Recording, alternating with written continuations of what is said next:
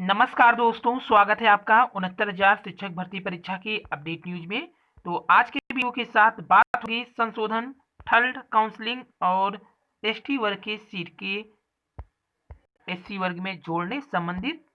तो एसटी वर्ग की बात करें तो 1133 सीट के संबंध में विशेष ज्ञापन कार्यक्रम इनका चलाया जाएगा। निषादगंज लखनऊ में काली मंदिर के पीछे गोमती नदी के पास सभी साथी अवश्य रिक्वेस्ट किया गया है। जो 1133 सीट के लीगल टीम है उनके द्वारा। वहीं अब क्लियर हो गया है कि शिक्षक भर्ती के लिए खाली जो पद है भरने के लिए तीसरी काउंसलिंग अवश्य होगी। महानिदेशक स्कूल शिक्षा ने अभ्यर्थियों को दिया है आश्वासन। वहीं दिव्यांग अभ्यर्थियों से आज मिलेंगे 69,000 शिक्षक भर्ती में आरक्षण की विसंगति पर 14 दिसंबर से लगातार बेसिक शिक्षा परिषद पर धरने पर बैठे अभ्यर्थियों की बाबत पूछे जाने पर विजय किरण आनंद ने कहा है कि वह शनिवार को इन अभ्यर्थियों से मिलकर उनकी मांगे सुनेंगे। तो 4 अभ्यर्थियों की भूख हड़ताल, उसमें से एक के बीमार होने की खबर पर उन्होंने कहा यह अनावश्यक इस ठंड में खुद को परेशानी में डाल रहे हैं। उनकी मांग पर न्याय संगत विचार हो रहा है। उन्होंने दिव्यांग अभ्यर्थियों की मांग को जिसमें सर्वहरास एवं दृष्टिहीन अभ्यर्थियों के आरक्षण की शारीरिक रूप से अक्षम दिव्यांगों को देने की मांग की नियम विरुद्ध बताया। और एनआईओएस के डीएलएड अभ्यर्थी शिक्षक भर्ती और टीटी में शामिल हो सकेंगे।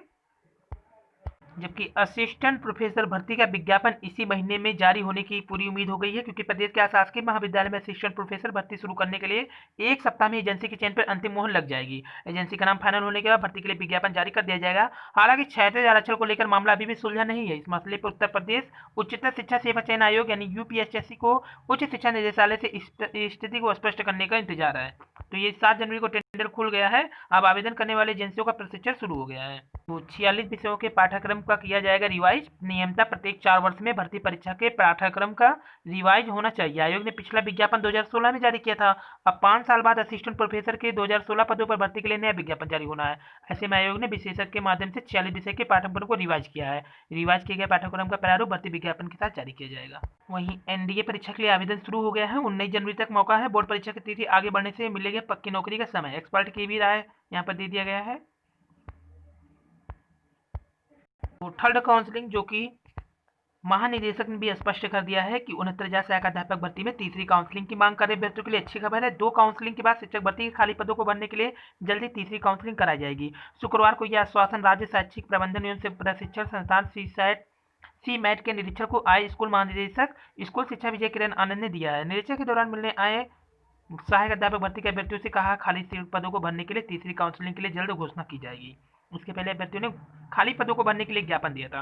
महानिदेशक ने कहा कि जिन अभ्यर्थियों के प्रमाण पत्रों में विसंगति के चलते नियुक्ति नहीं मिल पाई है, वह सूची प्रदेश भर से उनके कार्यालय पहुंच चुकी है। जल्दी उस पर निर्णय लेने के लिए बाद खाली पदों को भरने के एक मौका दिया जाएगा और काउंसलिंग कराई जाएगी।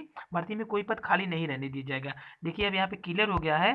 जो पहले ये कहा जा रहा था कि सिर्फ जो काउंसलिंग नहीं कराए हैं उन लोगों की सीट पर भर्ती होगा, लेकिन ऐसा कुछ नहीं है। अब उन्होंने भी कहा है कि खाली पदों को भरने के लिए एक और काउंसलिंग कराई जाएगी। भर्ती में कोई पद खाली नहीं रहने दिया जाएगा, यानी कोई भी सीट खाली नहीं जाएगी। ये अच्छी खबर है। तो यहाँ पे देखिए मूल प्रमाण पत्र और ऑनलाइन आवेदन में अलग अलग जानकारी जो दिए हैं अभ्यर्थी, इन अभ्यर्थियों के संबंधित जिले के बीएससी ने जानकारी उन्हें भेज दिया है।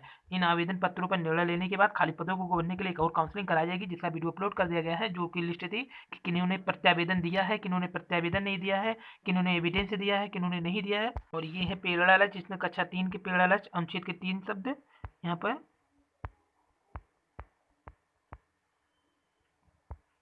और कक्षा 1 के गणित है यहाँ पर।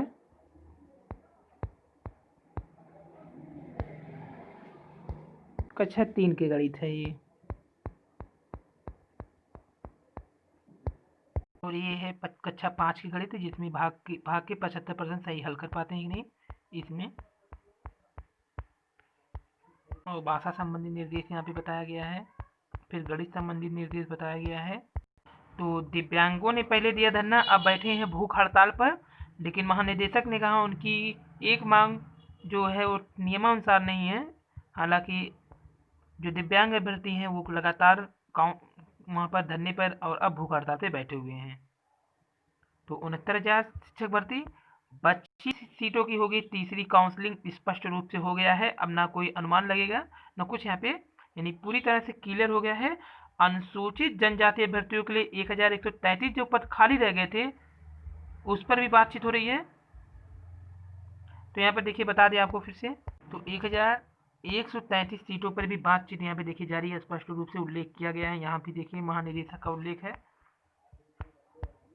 कक्षा 5 की हिंदी की प्रेरणा, और ये कक्षा 1 की हिंदी की। यहाँ पे कक्षा 4 की,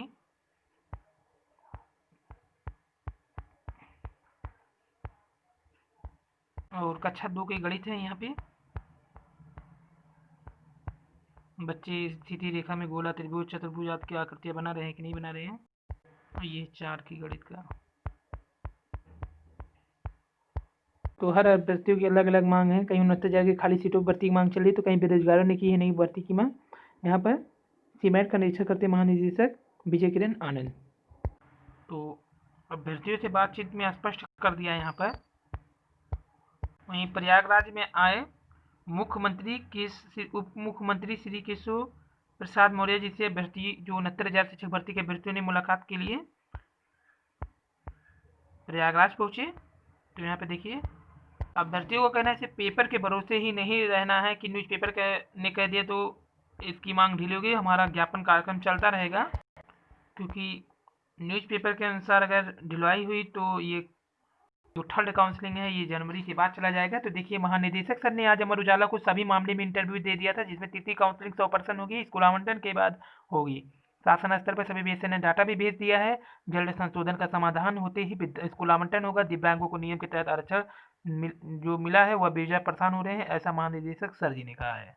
और 3 महत्वपूर्ण अपडेट आपको बता दें कि प्रत्यक्षारत साथियों के लिए विभाग में शासन की तरफ से केस टू केस स्टडी संशोधन मामले में कुछ जिले के बीएसए को छोड़कर डेटा रिसीव कर चुके हैं। अगले सोमवार तक सभी रिकॉर्ड अथॉरिटी तक पहुंच जाएंगे। दिनांक 4 दिसंबर 2020 के आए जियो के 21 बिंदु के आधार पर प्रत्येक प्रकरण पर अंतिम रूप से विधि संबंध निर्णय लेने के उपरांत ही मानवीय छोटी मोटी भूल वाले को नियुक्ति पत्र दिया जाएगा। इसमें एक बात प्रमुख रूप से जोड़ता हूँ कि 36,590 नवनियुक्त शिक्षकों का विद्यालय आवंटन की प्रक्रिया भी संपादित होगा। और सबसे अंत में एक बार पुनः बीएसए शिक्षा परिषद सचिव जी की तरफ से समस्त जिलों के बीएसए सर से रिक्त पदों सहित अवशेष पदों पर एक्सेल सीट पर डेटा परिषद के मेल आईडी पर मांगा जाएगा। उसके बाद ही उस डेटा का परिषद के सचिव की तरफ से अपर सचिव, मुख्य प्रमुख सचिव रेणुका मैडम जी के पास शासन के अंतिम रूप से निर्णय लेने के लिए फॉरवर्ड किया जाएगा। शासन से मंजूरी मिलते ही जियो और काउंसलिंग शेड्यूल जारी हो जाएगा। वहीं अभ्यर्थियों ने कल जो मुलाकात किया था मंत्री ब्रजेश पाठक सर से, उन्होंने भी ज्ञापन पहुंचा दिया है मंत्री जी के पास। अभ्यर्थियों की ओर से भी कहा जा रहा है कि न्यूज़पेपर के भरोसे न बैठे, मध्य जनवरी तक अंतर जनपदीय तबादला प्रक्रिया तथा जनवरी अंत तक 36,590 के स्कूल आवंटन का मुहूर्त बना रहे हैं अधिकारी की जो मतलब वो है रूपरेखा है, ऐसे आसार है। इसलिए ज्ञापन कार्यक्रम और दबाव बनाए रखें।